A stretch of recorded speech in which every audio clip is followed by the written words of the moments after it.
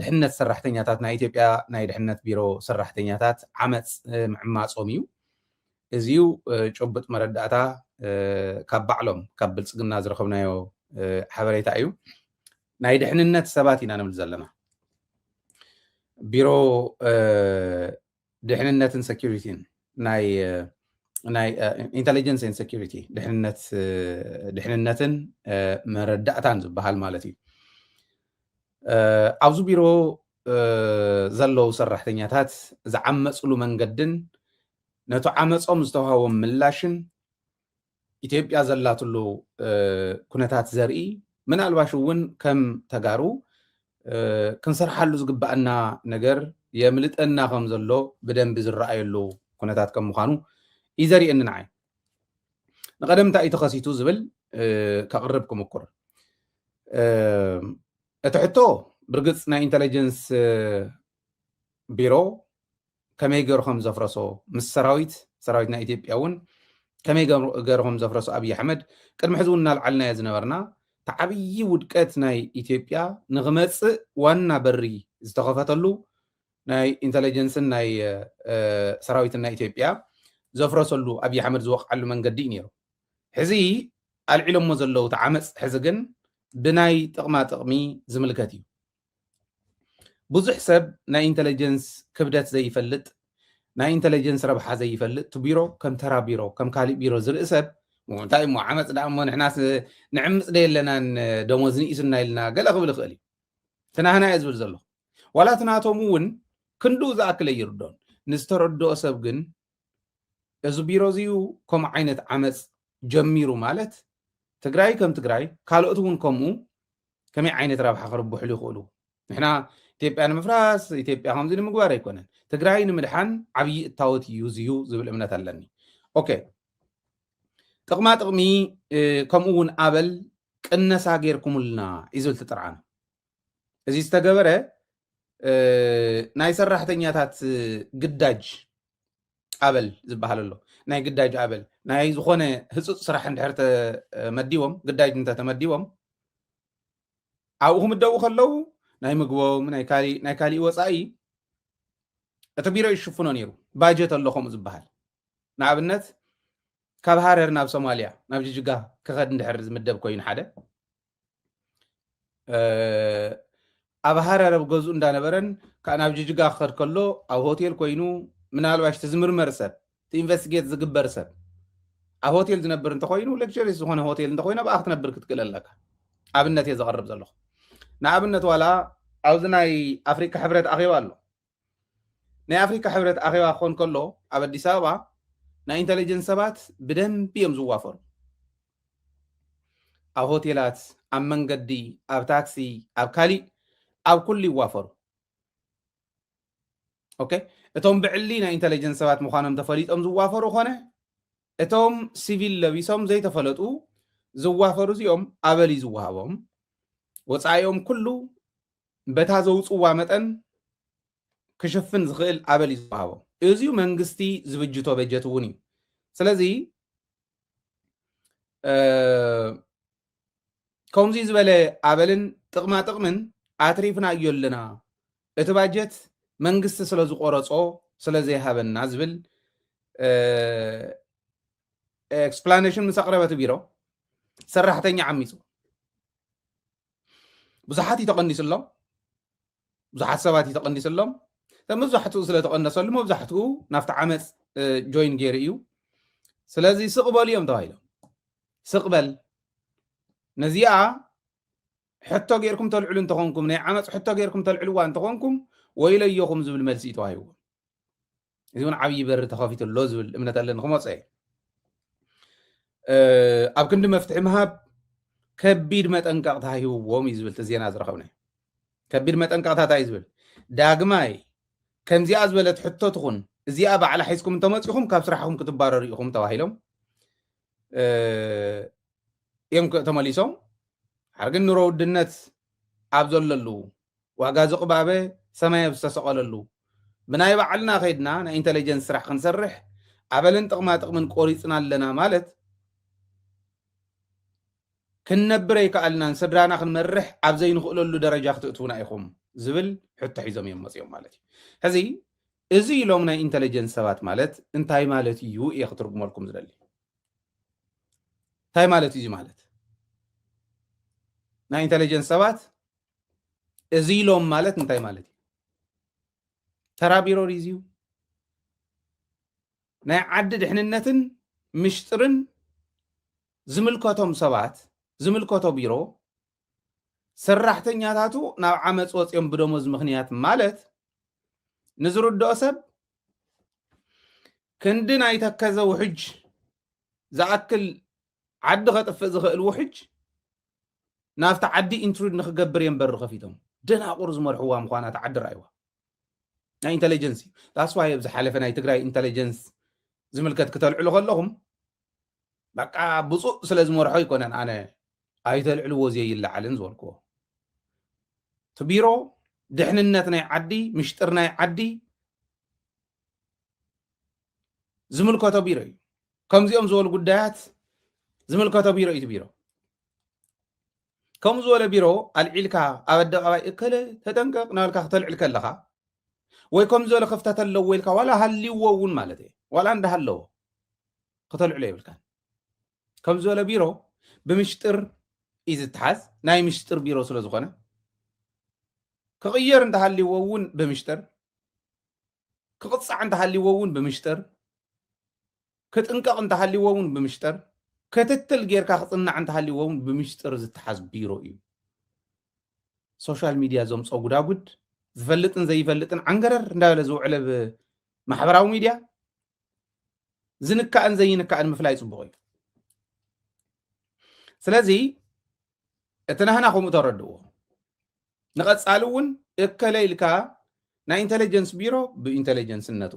ናይ ፖሊስ ቢሮ ብናይ ፖሊስነቱ በብደረጅኡ ክንግምግም ከለና ብደደቢት ራእዩ ክነልዕል እንተኮይንና ክለዓል ዝግብኦ ሰብ ነልዕል እንዲና ስቂልና ግን ኣይኮንና ነውዚ መረዳእታ እናጠቃዕና ወይ መረዳእታ እናተዛረብና እዩ ቶም ዘይለዓሉ ግን ኣይነልዕሎም ንኣብነት ናይ ሰራዊት ጉዳይ እንተሃልዩ ናይ ሰራዊት ጉዳይ ስኢሉ ማለት ተራ ዝኾነ ፐብሊክ ዝፈልጦ ተዘይኮይኑ ናይ ሰራዊት ጉዳይ ይነልዕል ሰራዊትና ክንዲዚ ዝኣክል ቦዝዩ ክንዲዚ ዝኣክል ቦዝዩ ከም ዝበለ ዕጥቂ ከም ዝበለ ግዛዕ ምሳዕ ኣይንብልን ከም ዝበለ ስልጠና ኣይንብልን ተመደባባይ ዝወፁ ምርኢት ዘርእዩ ንዑ ተባሂልና ንሕና እውን ተዓዲምና ከይና ንቆርፆም ተዘይኮይኑ ይነልዕል ናይ ኢንተለጀንስ እንተኮይኑ እውን ኣይነልዕላን ናይ ፖሊስ ተራ ፖሊስ ነልዕል ኢና ናይ ፖሊስ ኢንተለጀንስ ደደቢት ከልዕል ርኢኹም ይትፈልጡ ናይ ፖሊስ ኢንተለጀንስ ናይ ፖለቲካ ኢንተለጀንስ ናይ ትግራይ እውን ከምዚ ዓይነት ክፍተት ኣሎ ፖለቲካ ኢንተለጀንስ እንታይ ትገብሩ ኣለኹም ናይ ሲቪል ኢንተለጀንስ እንታይ እዩ ዝገብር ዘሎ ኢልካ ምልዓል ይከኣል ማሕበራዊ ዝኾነ ቀውሲ ዝፈጠረ እንድሕር ኮይኑ ናይ ሲቪል ኢንተለጀንስ እከለ ትበሃል ተጠንቅቕ ከምዚ ዓይነት ድንቁርና ግን ድንቁርና ምዃኑ ኢና ንፈልጦ ወታደራዊ ኢንተለጀንስ እውን ከምኡ ካውንተር ኢንተለጀንስ እውን ነው ስለዘይንፈልጦም ኣይኮነን ክፍተት ስለዘይብሎም ኣይኮነን ፅሑፍ ሓዲርና ነቲ ዝምልከቶ ብፅሑፍ ንሰደሉ እቲ ሓፈሻዊ ዝኾነ ዝለዓል ነልዕል ንምንታይ መስለኩም ህዝቢ ምሽጥር ህዝቢ ድሕንነት ህዝቢ ዝሕለወሎም ቢሮታት ኣውፂና ዋላ ክፍተት ሃልይዎም 100 ክፍተት ሃልይዎም ምምፂ ኣውፂና ኣብዚ እንተለጢፍናዮም እቲ ዋና መልእኽቲ ነፀላ ኢኻ ትሕልፈሉ ነፀላ እንታይ ትብሎ ይኸው ክፍተት እኒሄና ኣብዚ ስለዚ በበገረ ኢንትሩድ ዝገብር በበገረ ውሽጢ ዝኣትሞ ናይ ትግራይ ጉዳይ ከውፅእ ኢሉ ቦታ ዝደሊ ዝነበረ ክፍተት ዝደሊ ዝነበረ ፀላኢ ክፍተት እኮ ዝኒሄካ ኢልካ ምርኣይ ማለት እዩ ብውሽጢ እንተሓቲምካያ ንሳኸ ትሕተም ንፀላኢ ትወን ዘለካ ፀላእቲ ከምኡ ክውልና ከለዉ ንኣብነት እዚ ክትንትነልኩም ከለኹ ወል ክትንተን ስለ ዝግባእ ይኮነን ዓመፅ ወፅኦም ኢልካ ኣውፂኻ ብዜና ከም ናይ ኢትዮጵያ ንናይ ትግራይ ኢንተለጀንስ ግን ኣብዚ ኣላ ክፍተት ክትብሎ ትኽእል ኢኻ ሎማዓንቲ ግን ዘርዚረ ክቕርብ እየ ብምክንያት ንምንታይ መስለኩም ከምኡ ተባሂሉ ክፍተት ናይ ኢንተለጀንስ እንተተራእዩ እንታይ ኢና ክንገብር ንኽእል ንሕና ዝብል ንሕና እውን ዘይተረዳእና ስለ ዘሎ ነቲ ናይ ኢንተለጀንስ ቢሮ ናህና ቦዘለና ክፍተት እንዳበልና ንሪኦም ስለ ዘለና ከመይ ክፍተት ክንርኢ ከም እንኽእል ናይ ኢንተለጀንስ ክፍተት ተተፈጢሩ ብኻሊእ ኣብ ፀላእቲ كمي قرنا خنطقم اللي خمن نحنا انت فليتنا نحنا كفتت كتقم فطر كله كمي قرم كتقوم اليوم نساتهم زولون كنردأ منتان بمغنيات كقرب لكم حزي وصيهم يلنا كم زول كونه هاجر مشترن دحنا تنزحلو بيرو انت وصيو قطر حدا عايز الرأيني دوتس اندي مقدت ام مالت انديو انتليجنس توانا سرحو حدا زينا غيركم نيره 85 15 زبال برينسيبل له اب انتليجنس نا انتليجنس سبات تفلطو يو 85 15 مالت ناي انتليجنس مرداتا نناي هاجر كاد حننت دايجست غورم بدن بغيركا بروسس غيركا اناليسيس سريح خات تقروم نمرحت خات تقروم مرداتا 85 نايت مرداتا سورس اوبن يو دوت مقطط ام مخاليو تنا انتليجنس سب زبلكا نطبታት ክትገጣጥም ትኽእሉ ሬድዋን እንታይ በለ ብርሃኑ ጁላ እንታይ በለ ሰራሕተኛታቶም እንታይ በሉ ኣብ ኢትዮጵያ ዝንሄ ክፍተት እንታይ ይመስል ገለይለ ገጣጢመ ናይ ኢትዮጵያ ኢንተለጀንስ እንታይ ከም ዝመስል ምውፃእ ምኽኣል እዩ ዶት ምግጥጣም ተዓሰርተ ሓሙሽተ ኢኻ ኢንትሩዥን ዘድሊ ናይ ኢንተለጀንስ ኢንትሩዥን ማለት ኢንትሩድ ጌርካ ምእታው ማለት ቀዲድካ በሲዕካ ምእታው ማለት تمبسع خبابي خاطرخو كافتا اوبن سورس خاطرخو هم تو قدام يزولكم نحنا خفتينا زلنا بوزيتون تلكاي اتو 15% ملء حزوان توصيو 85 اوبن يو ام ميديا يرخو مانم عنقر እንዳበለ ዝውዕለ ዘሎ በቃ ንሱ ገጣጢሙ ፕላስ 15 አቲ ዘውፃ زين ገጢም ካናይ ትግራይ ኢንተለጀንስ ዚያ ትመስል ስለዚ ድላይና ንሰርሓሉ በዚዩ ትሕትም ዝበለ በዚዩና ልካ ተقምጦ ማለት እዚ ዚያን ራእያስኪ نابنت ناي نرو ودنت انديو اني في ኢትዮጵያ ሓደ ነጥብ ናዚ ኣብ ኢትዮጵያ نرو ودنت አለ ዋጋ ዝቕባበል ከነበረይ ከአልናን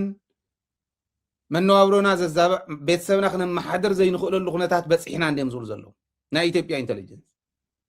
ከይዶም ሓቲቶም ዝተመለሰሎም ከዓ ፍጹም ከም ዝበሃል ምምሕያሽ ይንገብርን ሒስኩም አንተ መጽኹም ወይ ለየኹም ተዋሂሎም እንደም ተፈራሪሖም መጽዮም ዘሎ ብናይ ኢትዮጵያ መራሕቲ اوكي حزن احنا صقم كم زلوم تمنا انتليجنس سوات فليتنا لنا نا ايكونومي صقم كالاي ملس خم زي ملستم راح فليتنا لنا كم زي يملسوا ونغيرهم مملو صقم سلا زلوم طرحته يكونه قرحن تحديرهم ملو زي فتح لنا نمتاي قنسوا لنا زل ها صقم ناي ገንዘብያ ታመልሱን አዎንታዊት ይኮነትን ነዚ አሕዚ ገንዘብ ጸገም ዘለው ወዕሪ ተጸገመ ካፍቶም ናይ ኢንተለጀንስ መሓውር ናይ ኢንተለጀንስ ሰባት ምልላይ እዩ ሓደ መንገድ ማለት ገንዘብ ጸገም አለው ቤተሰቡ ከመሓደር ዘይከኣለ ሪሊ አለ ደየለን ኢልና ንርእሞ ነቲ ገንዘብ ጸገም ዘለው ቤተሰቡ ከመሓደር ዘይከኣለ ገንዘብ እንተይብካዮ ሓበሬታ ይበካ ማለት ያ ሲምፕል አናሊሲስ እዚ ናይ ኢትዮጵያ ሓበሬታ ተረዲኻ ዶን ወሪ ገንዘብ ታይ ጸገም አለው ይሄው ገንዘብ ምክንያት ጸገሙን ሳስለ ዝኾነ ገንዘብ እንተ ይብካዮ ሓበሬታ ዝበካ ሰብ ከም ዘለው ኢትዮጵያ ፈሊጥ ካለኻ ማለት ኢንተለጀንስ ኮም ይሰርሕ very simple ግን ዶትስ ምግጥጣም መኽኣል እያ እዚኣ ደልን ሓቀይ ናብ ትግራይ እስክነምፃያ እዚኣ ክንቅፅል አይና ናብ ትግራይ ነምፃያ ተወልደ ተጠንቅቕ ንፈልጠካ ኣለና ክትሃድም ኢኻ ደቂሰው ዝነበረሉ ሓደ ግዜስ ደቂሲ ነይሩ ማለት ከምኡ ኢለኩም ሓሚሙ ድዩ ሓቂ ኻዲኻ የልዕልኒ ኢልና ኣይሓመመን أزخونه سبورت خسرح تقوليو دقيس نيرو دقيس زنورة لست ولا زبالة وهوتيل مسكلة خم جاي مخفيلو قال ما هذا تو يولو بستاي سواء يجنا وجوزي دقيس خلنا إنك أصوني كلامي حزنا حن ستات مو حسات من والله جن تولد مسبل سجنا تسرح لها نفلت أكلنا قال ما لتلك أيو مسبل سجنا تسرح ناي تجراي ناي إنتليجنس 7 تحلي تولد سل زغونه تكونس ولا هايل انت خوينو مس بلصقنا تسرح مخانو مس ناي تግራይ زي النابب مخانو اوكي مستمر راحت زي النابب مخانو نهزو زي حسب مخانو انت فريطو امون غزي اتيو ناي تግራይ انتليجنس مسارحيو خغبرو انت سنسمي انت سندبو مسارحيو نخغبرو اخوليو مخنياتو مس بلصقنا تسرح سرحتኛታት انكلودينج بعلو تحلافي አሎ ይልን ተአሚኑ ቲዲኤፍ ናይ ምፍራስ ከይዲ እንዳቀለለ ይخد ማለት ሕዚ أي فرسن تنكر رأيهم زلوا وي كم زي سلزلس كم زخ جوري يوم إلنا سلن فلت أي كنا نزارب زلا أوش تم زلوا خم إيو نعومي ملكت اتحدى بوجن يزريكم زلوا أنت عايز جبر كم زولنا إنتليجنس تنا إنتليجنس مرحنا إثيوبيا جنا سلف أنت يوصل نهالو حدا بحدا ون كنا جرام يخلي وي دايركتور each and every director بتحتسو دايركتورنا إنتليجنس زلوا حدهم حلفتي لأن يعلم ستاف الناس أوعوا أوكي كم جاء أصل زخنا كم جاء أصل زخنا سكعدي أخن سرحينا أزيتات حزي تطمع تطرف غليو قداتيو نهاجر فقري نهاجر زعنا الكاب مخاخير كاب زلوا خرعمون تزي كيلو إنتليجنس مرحت أمون دخمات يوم من نبابي وباللومن حزي إنتريد مقبار قليلنا إثيوبيا مالتي جنزب إيد اللايم جنزب حيز كاتات جبس حيز أخذات تدخليها تقرأي وانت هاللي واحد أخطأت تدخليها إيرترا وانت هاللي واحد أخطأت تدخليها ناي إنتليجنس سباتنا إثيوبيا ناي جنزب حتى العلوم كمل سلم زغل سوون سلازي يلا هذه حتى ناي جنزب زمل سلم ترخيبها حواري تخشي زغل سبل إلكا مفلات مقال ناي إنتليجنس أناليسيس بحال زيو سيمبليو كيف تيتفتر نوزي مالتين زي نزي يزلم مع أنتي عميس أمزول سبري لقميت أيزله نحنا ممكن ردو أبينا قدائنا خنا العلم نغل أبينا قدائنا خنا العلم نغل أما حبراو ميديا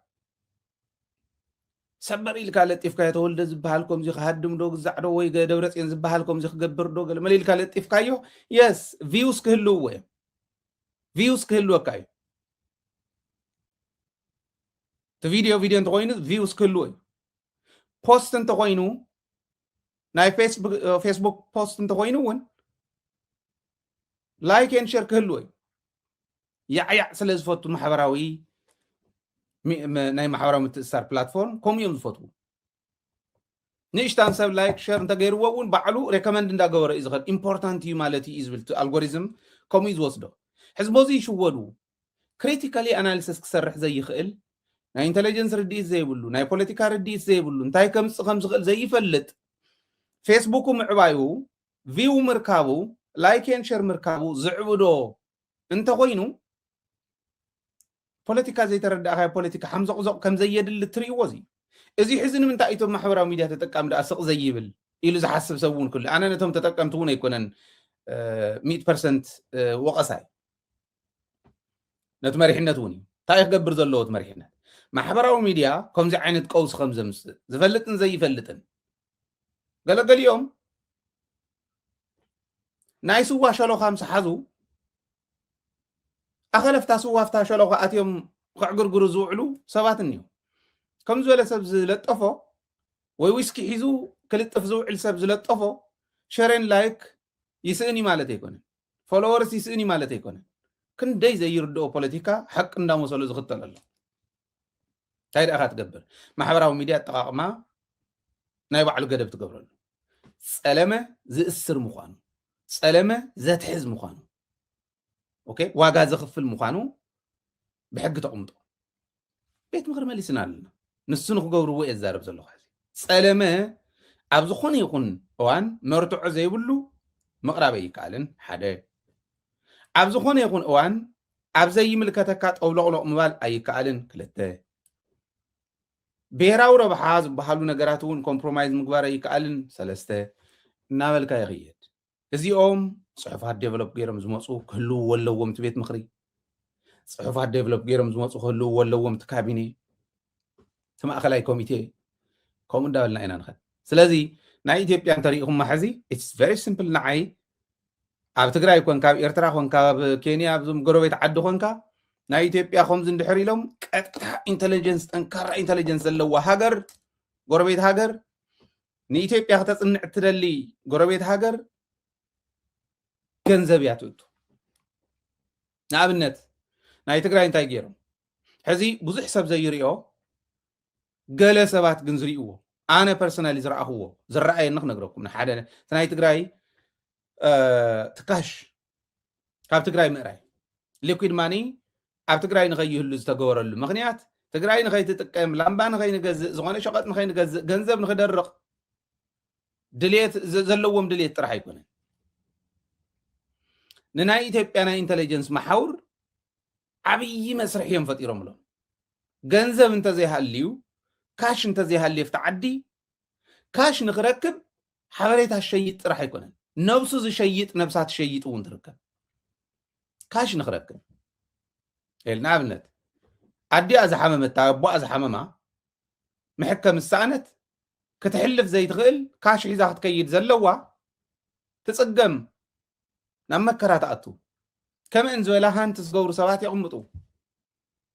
ሓበሬታ ምፅልና ምስእከለ ኮንኩሞ ከምኡ ጌርካ ይኽየድ ፖለቲካ ጉዕዙ እዩ ክንዱ ዝኣክል ጥልቀት ብዘለዎ መንገዲ ተዘይከይድካዮ ክንደይ ናይ ዝኣክል ከውድቐካ ከም ዝኽእል ተረዱ ካሽ እንተዘይሃልዩ ሰታይ ዝኾነ ሱስ ዘለዎ ትደሊ ምስእከለ ዓርኪ ኮንካ ቀሪብካ ከምዚኣ እንተምፂኻ ክንዲዚኣ ክንበካ ናይ ትፅገምን ናይ ካሽ ኢልካ ትሰሎ ሓበሬታ ንምርካብ እቲ ዝቐለለ መንገዲ ፐብሊክ ዲማንድ ዘለዎ ነገር ምድራቕ እዩ ተድርቆ ድሕሪኡ ፐብሊክ ዲማንዱ ቀጻሊ እዩ ክነብር እስከዓዝ ኸኣለ ሕሪ ፐብሊክ ዲማንድ እናተጠቐምካ ኢዝሊ ትደልዩ ሓበሬታ ትረክብ ማለት እዩ ከምኡ ስለ ዝኾነ እዩ ናይ ኢንተለጀንስ ይንከአን ዝብሎ ዝነበርኩ ይእረም ጌጋ እንተፈጢሮም ይቕፅዑ ሕጊ ኣለዎ ናይ ባዕሉ እዚ እዩ ኣብ ኢትዮጵያ ግን እዚ ክፍተት እዚ ምፍጣሩ እቲ ዓዲ ኣበየናይ ደረጃ ከም ዘላ እዩ ዘርኢ ዓንተ እውን ኢለኩም ነይረ እቱ ናይ ኣብይ ኣሕመድ ናይ መጀመርያ ውድቀት ምስሉ ሰብኣይ እዚ ነታ ዓዲ ሒዝዋ ዝወድቕ ምዃኑ ሃይለ ዝተረድኦ 2018 እዩ ኣብይ ኣሕመድ ናብ ስልጣን ምስ ወፀ ድሕሪ ዝተወሰነ ግዜ ምቋም ጀሚረ ሃረማያ ዩኒቨርሲቲ ዝነበሩ ናይ ኦሮሞ ተወለድቲ ዕርኽተይ ተገልቢጦም ንዓይ ክፀርፉኒ ጀሚሮም ዋላ ናይ ኣምሓራ ዋላ ናይ ካሊእ ዋላ ተጋሩ እውን ሓደሓደ እዮም ተኣስትያትካ ዝሕወሓት እዚኣ ይብሉ ሕወሓት ዝኾነ ነገር ስለ ዘስተየትና ኣይኮነን ስለ ዝተረድኣኒ ዳሓር ግን እቲ ሰብኣይ ምስ ረኣይዎ ኦሮሞ እውን እንዳሰልዐ ክድርብዮም ከሎ ፍሉጣት ሰባቶም ክቐትለሎም ከሎ ንኦሮሞ ንህዝቢ ኦሮሞ ዝበሃል ምንም ኣተሓሳስባ ከም ዘይብሉ ዝተረድኦም ይቅርታ ኢሎም ፅሒፎምለይ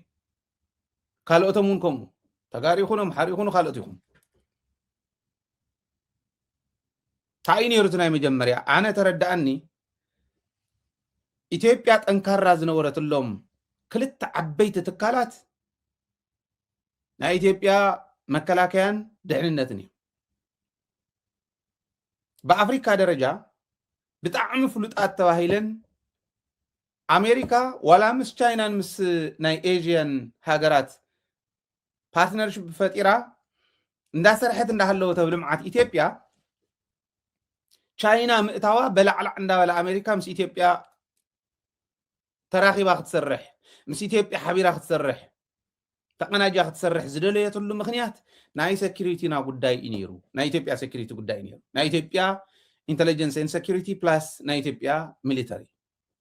እዚኦም እዮም ቶም ዓበይቲ ንኣሜሪካ ኢንፍሉወንስ ገይሮም ናብ ዝእተውዋ ዋላ ምስ ቻይና እንዳሰርሕና ድጋፍ ትድግፍ ዝነበረት ፓርትነርሽፓ ኢትዮጵያ ቀዳመይቲ እያ ነይራ ኣብ ኩሉ ንክትሳተፍ ኢትዮጵያ ኣፍሪካ እንዳወከለት ዝኽኣለትሉ እውን እዚኦም እዮም ነይሮም ናይ መጀመርያ መፂኡ ዝወቕዖም ነዚኦም ኣብ ሓፂር እዋን ኢትዮጵያ ካብቲ ዝነበረትሉ ናብቲ ዘላትሉ ክትወድቕ ዝኽኣለትሉ ሕዚ ሉክ ብናይ ኢትዮጵያን ሂስትሪ ኢቭን ብደርጊ ግዜ ከምቲ ሕዚ ዝኒሄ ናይ ውሽጢ ምብላዕ ነይሩ ይፈልጥ ዋላ